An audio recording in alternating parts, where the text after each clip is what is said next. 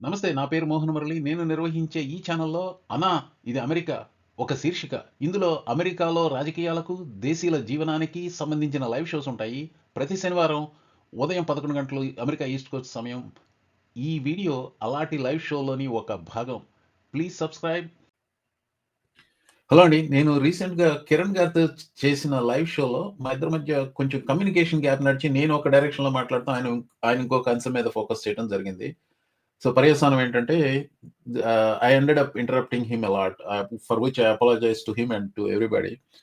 Kiran garu focus చేస్తున్న message ఏంటంటే, గతంలో భారతదేశం నుంచి అమెరికాకి వచ్చిన ప్రధానమంత్రులు చాలా హుందాతనంగా వ్యవహరించారు. అలాగే ప్రెసిడెంట్స్ కూడా హుందాతనంగా వ్యవహరించారు. ఇక్కడ ఈ ప్రెసిడెంట్ హుందాతనంగా ప్రవర్తించట్లేదు. మన ప్రధానమంత్రి కూడా హుందాతనంగా ప్రవర్తించలేదు అని. ఉదాహరణకి 'ఆప్ కీ బార్ ట్రంప్ సర్కార్' అని చెప్పి హూస్టన్‌లో 2019లో చెప్పాడు చూసారా? మోడీ అలా చేయడం సమంజసం కాదు అన్నది ఆయన వాదన. అందుకు నేను ఏకీభవిస్తాను. సో, అలాగే ఆ అంశం మీదనే ఈ టారిఫ్‌ల విషయంలో మోడీ ఏం చేసి ఉండాలి అని కిరణ్ గారు చెప్తున్నారు. ఆ కిరణ్ గారి మెసేజ్ ఉన్న పార్ట్స్ కండెన్స్ చేసి ఈ వీడియో ఎడిట్ చేసి ఆయన పంపించిన వీడియో ఆధారాలు నేను ఇన్సర్ట్ చేసి ఈ వీడియోలో పెడుతున్నాను. I think you will like it. మీరు మోడీ భక్తులైతే మేబీ నాట్. ఎందుకో మీరే చూడండి.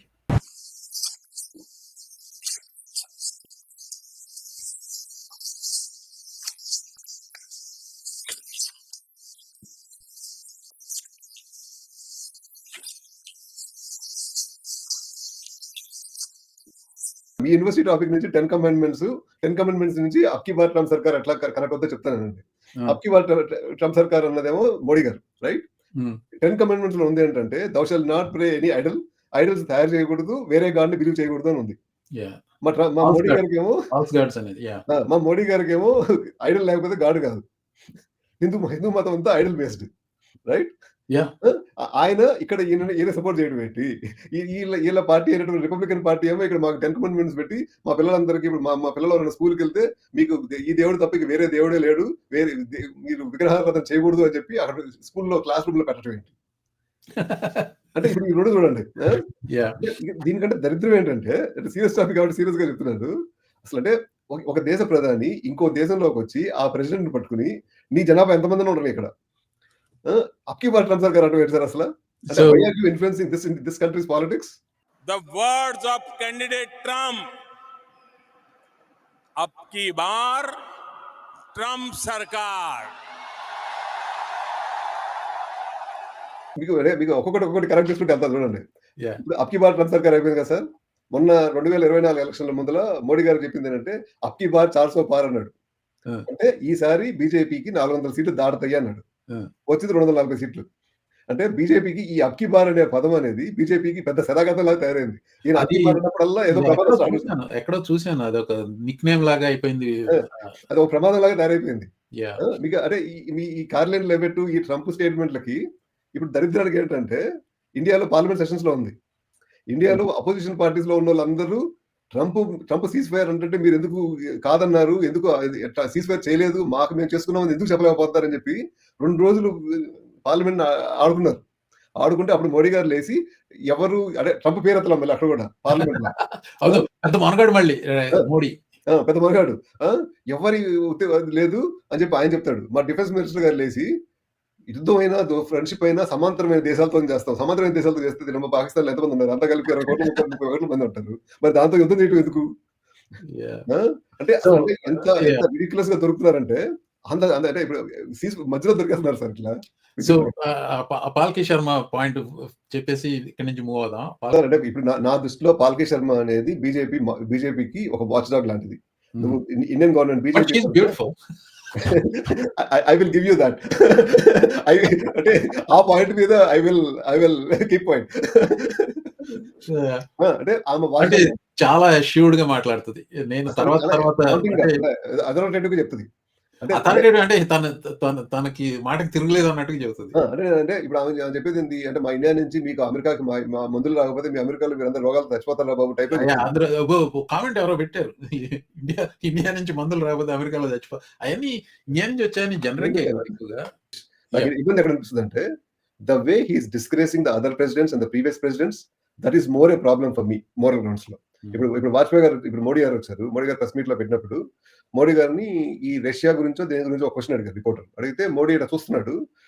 ట్రంప్ పక్క నుంచి that question is for you, if you want I can answer it అంటాడు. అది అన్ఫార్చునేట్ అది. ఇప్పుడు ఆ జెలెన్స్కీ అయితే అందరూ విన్నారు. అంటే ఆయన్ని ఎంత ఇన్సల్ట్ చేశారు అనేది విన్నారు. మొన్న నైజీరియా ప్రెసిడెంట్ వస్తే Nigeria president you speak beautiful English, how very do learn this English? Nigeria కాదు, Liberia. One of those English speaking.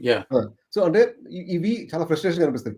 Plus అంటే ఇంతకు ముందు ప్రెసిడెంట్ గా చేసిన వాళ్ళందరూ మాజీ ప్రెసిడెంట్ ని మిస్టర్ ప్రెసిడెంట్ అనేవాళ్ళే కానీ I don't know if they would have insulted the way Trump is insulting Biden. Whether we agree it or not, Biden is also a president elected by the people with the processes existing. It's not like out of process ఏం చేయలేదు. అలా ఎన్నుకున్న వాళ్ళని ఈ మాజీ ప్రెసిడెంట్లని వీళ్ళు అనాల్సిన అవసరం లేదు. ఇప్పుడు నేను మోహన్ గారి ఒక పాలసీకి ఎగ్నెస్ట్ గా నేను మాట్లాడొచ్చు, అది నా రైట్ ఉంది. కానీ మోహన్ గారు తిట్టాల్సిన అవసరం నాకు లేదు యాజ్ ఎ వ్యక్తిగా. అంటే అన్ఫార్చునేట్లీ ఇది కొత్త లెవెల్ ఆఫ్ లీడర్షిప్ అవుతుంది. నాకు ఈ 200 కోట్ల కంటే పడిపోతున్న ప్రెసిడెంట్ విలువలు అనేది నాకు చాలా ప్రాబ్లం. అంటే సేమ్ ఇండియాలో కూడా సార్, సేమ్ ఇండియాలో కూడా ఇప్పుడు మోడీ గారు కూడా మొన్న ఒక మీటింగ్ లో ఒక 1 hour స్టేజ్ దాంట్లో 14 సార్లు నెహ్రూ గారి పేరు మాట్లాడుకుంటున్నారు. What is Nehru got to do with his failures? Nehru ఎప్పుడు సార్, ఎప్పుడు ఫస్ట్ ప్రైమ్ మినిస్టర్ సార్ ఆయన గురించి మాట్లాడుకోవాల్సిన అవసరం ఏముంది? బీజేపీ వాళ్ళు పాత కాంగ్రెస్ వాళ్ళని ఊరికే దుయ్యబడతాం నేను చూశాను. I hate Congress. నేనేమి కాంగ్రెస్ మనిషిని కాదు సార్. అదే చెప్తున్నాను, ఐ అగ్రీ విత్ యూ అని చెప్తున్నాను. అంటే వీళ్ళు చేసే పని, ఇప్పుడు నీకు 11 ఏళ్ల నుంచి ప్రెసిడెంట్ ప్రైమ్ మినిస్టర్ గా ఉన్నావు ఇండియాకి, 11 ఏళ్ళ ప్రైమ్ మినిస్టర్. అంటే నాకు తెలిసి పోయిన వారం అంత ముందు వారం ఇందిరాగాంధీ టెన్యూర్ కంటే మోడీ గారు దాటారు. ఇప్పుడు second longest serving prime minister of India. What responsibility are you giving? ఇప్పుడు 14 ఏళ్ల ముందల ఇండియాలో రీసెర్చ్ కి ఎంత పెట్టారో దానికంటే ఒక 10 పైసలు తగ్గించాడు, తప్ప పెంచలేదు కదా రీసెర్చ్ కి నువ్వు. ఇప్పుడు పక్కన చైనా పెరుగుతుందంటే చైనాలో 3% ఆఫ్ దేర్ జీడిపి రీసెర్చ్ కి పెడుతున్నారు, మనం 0.64% పెంచుతున్నాం. ఆ 0.64% లో కూడా మళ్ళీ ఐటీ మీద ఒక 0.2% ఐటీ, ఒక 0.2% మనం ఇందా మాట్లాడుకున్న రోడ్ల మీద. అంటే రోడ్లు వేయడానికి రీసెర్చ్ చేస్తున్నారు సార్ ఇంకా. సో మీరు రోడ్లో చైనా అన్నారు కాబట్టి నేను చూసింది చెప్తున్నాను. Is this true that BYD is selling in India now? BYD అంటే కార్ అండి ఇది. అమ్ముతానికి ప్లానింగ్ నడుస్తుంది సార్. ఇన్ఫాక్ట్ BYDని ఇండియాలో మ్యానుఫ్యాక్చర్ చేయడానికి కూడా ప్లానింగ్ ఉంది sir. Wow, I mean, what I am seeing from BYD is they're going to rule the world in terms of వాళ్ళ technology. మీరు డాలస్ లో ఏదో ఒక ఏరియా గురించి చెప్పారండి. BYD వాళ్ళ మ్యానుఫ్యాక్చరింగ్ ఫెసిలిటీ కొత్తగా ఓపెన్ చేశారో చేయబోతున్నారో, that itself is bigger than some entire area in Dallas అని చెప్తున్నారు. అంటే మనం కొంచెం టారిఫ్స్ గురించి మాట్లాడదాం అనుకున్నాము. టారిఫ్స్ లో అంటే ఇంకా అంటే ఇండియా 2 minutes మాట్లాడదాం. ఇంపార్టెంట్ ప్రాపర్ గా రెసిప్రోకేట్ చేయలేదు అనేది ఇప్పుడు కూడా నాకు అనిపిస్తున్న విషయం. అంటే ఇండియా నుంచి ఏమి రెసిప్రోకేట్ అయితే రాలేదు ఇంకా. సో ఇండియాలో ఏమనుకుంటున్నారంటే ఒక రకమైన బిగుసుకుపోయే లక్షణంలా కనిపిస్తుంది. ఏంటంటే అమెరికా వాళ్ళు మన రైతులను ఇబ్బంది పెడదాం అనుకుంటున్నారు, దానికి మన మోడీ గారు ఒప్పుకోలేదు అని చెప్పి ఒక సటిల్ గా ఒక వీరోచిత దాన్ని పుష్ చేస్తున్నారు. అంటే ఇంతకుముందు మోడీ చేసిన బ్లఫ్స్, ఇంతకుముందు మోడీ చేసిన తప్పులన్నీ పక్కన పెట్టి మోడీ మన రైతుల కోసం, మన కోసం పోరాడుతున్నాడు, అందుకని ట్రంప్ ఇట్లా ఆశ్రయిస్తున్నాడు అని చెప్పి అది మన ఇండియా మీడియాలో ఎక్కువ పుష్ చేస్తున్నారు. అంటే ప్రో బీజేపీ మీడియాలో. అంటే నేను అనేది ఏంటంటే, అరే బాబు, మన ఒక ఆంధ్రప్రదేశ్ నుంచి దగ్గర 5 లక్షల టన్నులు ఎంతో మనకి చేపలు ఇవి ఎక్స్పోర్ట్ అవుతాయి మన అమెరికాకి, చేపలు కానీ రొయ్యలు కానీ. ఇవాళ రోజున ఇప్పుడు 100 రూపాయలు కిలో ఉన్నది, ఇండియా మీద టారిఫ్ వేసేటప్పటికి 125 రూపాయలు అయిపోద్ది కిలో. అదే చేప, అదే రొయ్యని పాకిస్తాన్ 119 రూపాయలు పంపిస్తే 119 రూపాయలు పాకిస్తాన్ దగ్గర కొనుక్కునే అవకాశం ఎక్కువ ఉంటుంది. సింపుల్ మ్యాథ్ కదా సార్ అది. అక్కడ కానీ లేదా బంగ్లాదేశ్ నుంచి కానీ కొనుక్కోవచ్చు. అంటే ఇండియాకి ఇబ్బంది ఉంటుందా అంటే 100% ఇబ్బంది ఉంటుంది. ఇప్పుడు ఇండియా నుంచి ఇక్కడికి వచ్చేది ఏంటంటే రాళ్ళు రప్పలు. ఎందుకంటే వజ్రాలు, ఈ తయారైపోయిన జ్యువెలరీ వస్తుంది సార్. ఆ జ్యువెలరీ అనేది మనకి పెద్ద ఎఫెక్ట్ అయ్యే కమోడిటీ కాదు. మనకి ఎఫెక్ట్ అయ్యే కమోడిటీ ఏంటంటే జనరిక్ డ్రగ్స్ ఒకటి, ఆ డ్రగ్స్ మనకి ఇంపాక్ట్ అవుద్ది. ఈ ఫుడ్ ఐటమ్స్ ఒకటి, అది మనకి ఇంపాక్ట్ అవుద్ది. ఇక కొంత ఆర్ట్, ఇప్పుడు రాస్లోను అక్కడ చిన్న ఆర్ట్ పీస్లు అమ్ముతా ఉంటారు. అంటే ఈ జైపూర్లో తయారు చేసిన పాలరాతో తయారు చేసిన విగ్రహాలు అవి అమ్ముతుంటారు. అవి కొంచెం చీప్ గానే వస్తాయి మనకి. అవి కొంచెం పెరిగితే మనకు నచ్చితే కొనుక్కుంటే, నచ్చకపోతే కొనుక్కో అనుకోండి. అది పెద్ద ఎఫెక్ట్ అయ్యేది కాదు. నాకంటే ఫుడ్ అయితే డెఫినెట్ గా ఫుడ్ ఎక్స్పెన్సెస్ అయితే కొంచెం పెరుగుతాయి, కంపారిటివ్ గా మనకు పెరుగుతాయి. నిత్యావసర వస్తువులు పెరుగుతాయని నేను మొన్న పెట్టిన వీడియోలో చెప్పాను. కానీ నేను అనుకోవటం దానివల్ల పెద్ద డిమాండ్ ఏం పడకపోవచ్చు. పడకపోవచ్చు సార్. అంటే మనకి అంటే మన హై ఇన్కమ్ గ్రూప్ మనం. అంటే ఇప్పుడు అంటే ఇండియన్స్ అనేది టాప్ 1% లో ఉన్నాం సార్. దగ్గర ఆన్ యావరేజ్‌గా 120K అనేది ఇండియన్ కమ్యూనిటీ సాలరీస్. 160 మన median house hold income. It's very high. అంటే నేషనల్ యావరేజ్‌లో 120 చూపిస్తున్నారు. అమెరికన్ కమ్యూనిటీ సర్వే 2023 నాకు latest data 163 to be exact 163,000. So మనకి అంటే ఇప్పుడు వడ్లు బియ్యం బస్తా 20 పౌండ్ల బస్తా రూ. 16 నుంచి రూ. 19 అయినా, రూ. 22 అయినా మనకు రూ. 6, రూ. 7 తేడా. అంటే నెలకొచ్చేటప్పటికి మనకు అంతా కలిపి ఒక రూ. 1000 తేడా వస్తుంది సార్ సంవత్సరం మొత్తం నేను కలిపి. బస్మతి రైస్ కొంటాను 20 అసలు తినేదే తక్కువ రైస్. $20 ఉందనుకోండి ఆ బ్యాగ్ వాటెవర్ ఇట్ ఈస్. 25% అంటే యాహ్! 24, 25 అవుతుంది. $25 అవుతది. అంటే మనకి సంవత్సరం మీద రూ. 1000 తేడా వస్తది సార్ మనకి. ఏం మరి అది we have to wait and see. Yeah! $1000 తేడా మనకి పెద్ద ఇన్‌ఫ్లుయెన్స్ మీరు రూపాయలన్నారా? $1000 మొత్తం కలిపి $1000 పెరుగుతుంది సార్ మన రేట్. ఇండియాలో రూపాయలు మాట్లాడండి. ఇక్కడ డాలర్లు సో అంటే $1000 పెద్ద లెక్క కాదు. కాకపోతే అంటే పెద్ద లెక్క కాదు. నాకు లెక్కేనండి. మీకు కాదేమో. అంటే మేమేనండి బాబు బతకలేక బడిపంతులు జాబులు మాయి. సార్ మీరు అందుకనే అడిగింది. మీరు ఆ పొజిషన్ రిగ్రెట్ చేస్తున్నారా అని అడిగింది. ఆ పొజిషన్ కనుక ఉండుంటే ఇప్పుడు దగ్గర ఆ పొజిషన్‌లో ఉంటే ఇలాంటి మాటలు మాట్లాడే అసలు టైమే ఉండేది కాదు. ఈ డైరెక్షన్‌లో వచ్చేవాడినే కాదు. టైమే ఉండేది కాదు. $500 million ఉండేది. కాకపోతే అదే మీరు అంటే ఇప్పుడు మేము పానిపాడలాగా పొరంబొకలో కూర్చుంటాం అనుకుంటున్నారా ప్రొఫెషన్‌లో? మీరు టైమే ఉండేది కాదంటే ఇప్పుడు నేను చేసే follow me every day how much work I do. అంటే అప్పుడు ట్రంప్‌తో కూర్చొని మాట్లాడుకునే మనిషిని ట్రంప్ గురించి ఎందుకు మాట్లాడతారు మీరు? ట్రంప్‌తో కూర్చొని మాట్లాడితే మా ఎంప్లాయర్‌కి తెలిస్తే బాబు first of all he may be Trump భక్తుడు అయ్యి ఉండొచ్చు. సెకండ్ మనం బిజినెస్‌లో ఉన్నాం ఇలాంటి పిచ్చికోతలు ఇవ్వక అనేవాడు. నా ప్రొఫెసర్ జాబ్‌లో నేను మాట్లాడటానికి కుదురుతుంది మాట్లాడుతున్నాను అంతే. Independence important. అది అంటే ఇప్పుడు అక్కడ నెరేటివ్ అక్కడ అలా పుష్ చేస్తున్నారు. ఇక్కడేమో మనం India is a data economy అంటున్నారు ఇక్కడ. వాడంటున్నాడు. ఐ మీన్ వాడి మాటలు పట్టించుకోవాలండి. అన్నా కూడా అంటే అసలు నేను అంటే ఇప్పుడు వాడు అంటాం అనేది కాదు సార్. అంటే ఎప్పటికప్పుడు మనం రిపోర్టులు కనుక ఇవ్వకపోతే ఎప్పుడు ఇబ్బంది. నేను ఫస్ట్ నుంచి అదే చెప్పేది. I actually agree. That's spinelessness on Modi's part. నేను Jammu and Kashmir 1000 years of problem అన్నప్పుడే ఆ రోజునే మోడీ గారు 1000 years ఏందిరా బాబు అసలు జమ్మూ అండ్ కాశ్మీర్ ఇష్యూ వచ్చింది 1947 తర్వాత 48లో మాకు యుద్ధం అయింది, పీఓకే యుద్ధం అయింది అని చెప్పి క్లారిటీగా చెప్పుంటే వీడు మాట్లాడేవాడు కాదు. ఎవరో చెప్పుకుంటారు బుట్ట 1000 years వార్ చేస్తాం ఇండియాతో అని అంటాడు. అది పట్టుకుని అది ఇప్పుడు పార్లమెంట్ సెషన్ లో మాట్లాడారు సార్. అది పార్లమెంట్ సెషన్ లో అపోజిషన్ వాళ్ళు అడిగారు మోడీని, మీరు 1000 years కూడా మీరు ఎందుకు మాట్లాడలేదు అని అడిగారు. అంటే బీజేపీ వాళ్ళు ఏమంటారంటే ఆ ప్రెస్ సెక్రటరీ మాట్లాడారు. ప్రెస్ సెక్రటరీ ఎవరికి తెలుస్తుంది సార్? నేను ఇండియా పాలిటిక్స్ రెగ్యులర్ గా ఫాలో అయ్యే నాకే ఆ ప్రెస్ సెక్రటరీ ఎవరో తెలియదు సార్. అంటే ఇప్పుడు అంటే ప్రాబ్లం ఏంటంటే మీరు నేషనల్ మీడియాలో మాట్లాడినప్పుడు ఇందిరాగాంధీ, అందుకని మీకు కొన్ని ఇందిరాగాంధీ వీడియోలు కూడా పంపించాను. ఇందిరాగాంధీని న్యూయార్క్ పిలిచినప్పుడు న్యూయార్క్ లో ప్రెసిడెంట్ గారు ఇక్కడ మన ప్రెసిడెంట్ గారు మీరు పాకిస్తాన్తో ఇలా కాదు ఇలా ఉండాలంటే పాకిస్తాన్తో ఎలా ఉండాలనేది నా విషయం, నేను చూసుకుంటాను, నువ్వు చెప్పాల్సిన అవసరం నాకు లేదు అని చెప్పి ఇందిరాగాంధీ చెప్పింది. మీరు అది ప్లే చేస్తే ప్లే చేయండి, వాట్సాప్ లో ఉంటుంది. I believe that it is not the task of any one country to say to another what they should do, even if it is a question of helping. It is my duty to put the situation in my country and its neighborhood, to give my assessment of the situation to the leaders of the countries I visit.